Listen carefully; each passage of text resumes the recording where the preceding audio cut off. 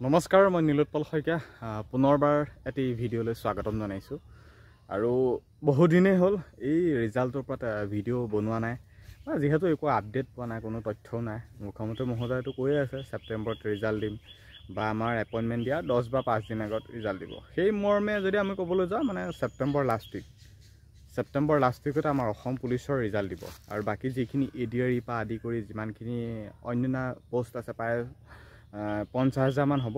সেই গোটেইখিনি পোষ্টৰে মানে ছেপ্টেম্বৰ মাহতে ৰিজাল্ট দিব। ইটোৰ পিছত সিটো, সিটোৰ পিছত সিটো, মুঠতে ছেপ্টেম্বৰ মাহত ৰিজাল্ট একদম আৰম্ভ। আৰু ইটোৰ পিছত সিটো আহিয়ে থাকিব। এতিয়া যোনটো বিভাগত মানে ভাইবা দি থৈছা বা এক্সাম দি থৈছা, যিসকলে এতিয়া ৱেইট কৰি আছে, তুমি বিচৰা সেই পোষ্টটোতে যাতে চিলেকশ্যন পোৱা। এতিয়া মুঠতে এটাই আশা কৰা, যাতে সেই মই পোষ্টটোতে চিলেকশ্যন পাওঁ, যাতে মোৰ মেৰিটত নাম আহে। ভগৱানক প্ৰাৰ্থনা কৰা যাতে নাম আহে মেৰিট লিষ্টত। বাকী এতিয়া বেলেগ কথা কৈ লাভ নাই। এতিয়াতো জুলাই মাহটো প্ৰায় গ'লহি। আৰম্ভ আগষ্ট মাহ আৰম্ভ হোৱা নাই, কিন্তু আৰম্ভ হৈ যাব, কেইদিন আছে। গতিকে আগষ্ট আৰু ছেপ্টেম্বৰ মানে ধৰিবলৈ গ'লে প্ৰায় 50 দিনমান আছে আমাৰ ৰিজাল্টসমূহ পাবলৈ। 50 দিনমান আছে। এই 50 দিনৰ পাছতেই ৰিজাল্টসমূহ পাই যাম। কিন্তু উপায় নাই, সেই 23তে এপ্লাই কৰা, আজি 25 পৰ্যন্ত হ'ল যদিনো উপায় নাই। আমি এতিয়া কাকো ক'বও নোৱাৰোঁ কিয় দেৰি হ'ল, কিয় সোনকাল হোৱা নাই, কাকো একো ক'বও নোৱাৰোঁ। গতিকে আজিকালি যিকোনো কথাত একো মানে বুজি পাইছাই। বাকী এতিয়া সকলোৱে আশা কৰা যাতে ৰিজাল্টটো ভাল হয়। অসম পুলিচৰ প্ৰায় 6,000 মান পোষ্ট আছে, গ্ৰেড 4 পৰা আদি কৰি অসম পুলিচৰ। আৰু বাকী কামাণ্ডো SI প্ৰায় 6,000 মান পোষ্ট আছে। আৰু সেই 6,000 পোষ্টে বা কেণ্ডিডেটেতো চিলেকশ্যন পাব। আৰু সেই 6,000 পোষ্টৰ এগেইনষ্টত মানে কনষ্টেবল আৰু SI খিনিত প্ৰায় 8-9,000 মান এগেইনষ্টত কেণ্ডিডেট থাকিব। বাকী SIত খুব কম কেণ্ডিডেট আছে। আৰু বাকী গ্ৰেড 4 যিটোৰ ভেকেঞ্চি প্ৰায় কিমান 250 মান পোষ্ট আছিলে গ্ৰেড 4 অসম পুলিচৰ ভেকেঞ্চি, যিটো আমাৰ চাফাই বাৰ এনেকুৱা ৱাটাৰ কেৰিয়াৰবিলাক লৈছিলে। আৰু সেই 250 ভেকেঞ্চিটো প্ৰায় কিমান 15-20 হাজাৰমান কেণ্ডিডেট হ'ব। বাকী সেই গ্ৰেড 4ৰ প্ৰচেছটো অলপমান মানে চিলেকশ্যন প্ৰচেছটোতো অলৰেডি এপ্লাই হৈ গ'ল, কিন্তু মানে মেৰিটখন অলপ এবাৰ মানে টাফ হ'ব। আৰু অসম পুলিচৰ যি গ্ৰেড 4ৰ ৰিজাল্ট দিবলৈ গৈ আছে, জানাই 50 নম্বৰ টেষ্ট হৈছিল, তাত আমাৰ 33% বুলি দিয়া হৈছিল। মানে 33% অতি বেছি 17 বা 20 ধৰি থোৱা, মানে 20 নম্বৰ পালে তুমি পাছ কৰিবা। কিন্তু এইটো মিনিং বুজোৱা নাই যে তুমি 20 নম্বৰ পালে তোমাৰ মেৰিটত নাম আহিব। 50ৰ ভিতৰত হয়তো কিমান 35+ বা হয়তো 40 আশে-পাশে যিসকলে পাইছে, হয়তো সেইসকলে চিলেকশ্যন পাই যাব। কাৰণ ইয়াত কোনো নম্বৰৰ কথা উল্লেখ নাই, ক'ত কিমান দিছে, কাক কোনে দিছে, সেইটো কথা একো ক'ব নোৱাৰে। কিন্তু সেই 250 গ্ৰেড 4 ভেকেঞ্চিৰ তুলনাত প্ৰায় 15-20 হাজাৰমানটো কেণ্ডিডেট হ'বই। গতিকে ইমানখিনি কেণ্ডিডেটৰ পৰা ইমান কম পোষ্টত কেণ্ডিডেটক চিলেকশ্যন কৰা গ্ৰেড 4খিনিৰ কথা কৈছোঁ। গতিকে ইমানো ইজি এবাৰ মেৰিটখন নহ'ব। সেই 50ৰ ভিতৰত 35+ বা 40 যোনে পাইছে তেওঁলোকে চিলেকশ্যন নিশ্চয় এবাৰ পাব। চাফাই হওক বা কিবা হওক, যিয়ে নহওক গ্ৰেড 4 পোষ্টত পাব।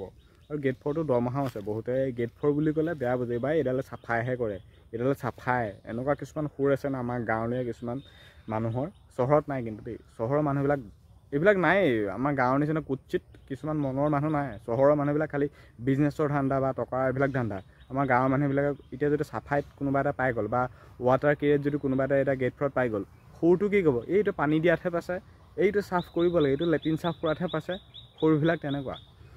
কিন্তু বাকী বুজি পাইছে, গ্ৰেড 4ৰ পোষ্টটো আমাৰ 30 এপ্ৰিলতে ৰিজাল্ট দিয়াৰ কথা আছিল। মানে গোটেইখিনি একলগ কৰিয়ে ৰিজাল্টসমূহ যিহেতু দিব, গতিকে আমি ছেপ্টেম্বৰ মাহত আমাৰ গ্ৰেড 4ৰ ৰিজাল্টখিনিও পাই যাম। অসম পুলিচৰ ABUB SI-খিনিৰ ৰিজাল্টসমূহ পাই যাম। আৰু ABUB-টো চিলেকশ্যন প্ৰচেছটো অলপমান কাৰ নাম আহে কাৰ নাম নাহে নাজানো, কিন্তু দুটা মাতিছে বুলি যিহেতু কৈছে ভাইবালে। বাকী দুটাৰ ভিতৰত এজনকে মাতিব। বাকী SIত ইমান নাই, মানে পোষ্ট যিমান আছিলে সিমান মানে এবাৰ ফিজিকেলত পাছেই নকৰিলে। গতিকে SIত যিকেইজন হৈ থৈছে তেওঁলোকে হ'ল বুলিয়ে ধৰি থোৱা। বাকী মেৰিটলৈ অপেক্ষা কৰা, কাৰণ মেৰিট যিহেতু এতিয়াও বাকী আছে। আৰু বাকী যিখিনি গ্ৰেড 4ৰ কথা গম পাইছে, পোষ্ট প্ৰায় 257 মান আছিলে গ্ৰেড 4 অল টোটেল ভেকেঞ্চি। আৰু সেইখিনি ভেকেঞ্চিৰ তুলনাত 15-20 হাজাৰমান কেণ্ডিডেট হ'ব। গতিকে চিলেকশ্যন প্ৰচেছটো অলপমান হাৰ্ড হ'বই। মানে 40 মান ধৰি থোৱা, আৰু আশে-পাশে যদি 50ৰ ভিতৰত 40 মান পাইছা, কাক কিমান নম্বৰ দিছে সেইটোতো আমি ক'ব নোৱাৰিম। সেইটো আমি কেনেকৈ এইটো ক'ব নোৱাৰিম। আমি জাষ্ট ভাইবা দিছোঁ আৰু গুচি আহিছোঁ। আৰু বাকী এক্সপিৰিয়েঞ্চৰ নম্বৰ দিব, হয়তো তুমি কি হিচাপত তাত কথাখিনি কৈছা বা এইবিলাকত বা উত্তৰসমূহ কৰিব পাৰিছেনে নাই, ভাইবাটো তুমি কি হিচাপত দিছা নিদিছা, এইবিলাক এক্সপিৰিয়েঞ্চৰ ওপৰত নিৰ্ভৰ কৰি তোমাকে মাৰ্কসমূহ দিব। বাকী সকলোৱে আশাবাদী, সেই গেট 4 প্ৰস্তুতে বহুত আশাবাদী হৈ আছে, কাৰণ বহুত বয়সীয়াল গৈছে, 40 বছৰলৈকে আছিলে, বহুত ডাঙৰ ডাঙৰ মানুহ আহিছে, বয়সীয়াল মানুহ আহিছে। আমিও যেতিয়া ইণ্টাৰভিউ দিবলৈ গৈছোঁ, গতিকে তেতিয়াই মানে ভাবিলে কিবা লাগে, চাওক মানে বহুত এটা কোম্পানী চাগে মানে ক'ৰ কেৰেলা চেৰেলাটো কাম কৰি থকা মানে মানুহ আহিছে, যে কেৱল গেট 4 পষ্টটোৰ বাবে নিজৰ কাম এৰি আহিছে গেট 4 ইণ্টাৰভিউটোৰ বাবে। যদি তেওঁলোক যদি চিলেকশ্যন পায় নিশ্চয় ভাল লাগিব, বহুত ভাল লাগিব, কাৰণ বুজি পাইছোঁ সকলো কণ্ডিশ্যনবিলাক বেলেগ বেলেগ, সকলোৱে কণ্ডিশ্যনৰ ওপৰত ভিত্তি কৰি ইণ্টাৰভিউ মাৰে। বাকী মই এটা কথা ক'ব বিচাৰিছোঁ যে চাকৰিয়ে কিন্তু সকলো নহয় দেই। আজিকালি বহুত চাকৰিয়াল মানুহে বিজনেছৰ ধান্দা মাৰি আছে, চাকৰি কৰাৰ পিছত তেওঁলোকে এতিয়া অনুভৱ কৰিব লগা হৈছে যে বিজনেছেই ভাল, চাকৰি এইকেইটা দৰমহাই নহয় কিবা। কিন্তু হ'লে এটা ছিকিউৰিটি হয়, লাইফ এটা ইঞ্চুৰেঞ্চ মানে কি ক'ম আৰু, চাকৰিটো হৈ যোৱাৰ পিছত লাইফটো বহুত কি ক'ম আৰু বুজাব নোৱাৰিম, কিবা হৈ যায় আৰু ভাল হৈ যায়।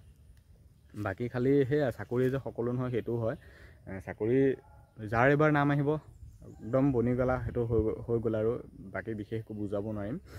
যাৰ নহ'ব, যাৰ নাম নাহিব, তেওঁলোকে বেলেগ মাথা মাৰিবলৈ, কাৰণ ইণ্টাৰভিউ 2-3 বছৰ লছ কৰি মোৰ মতে লাভ নাই।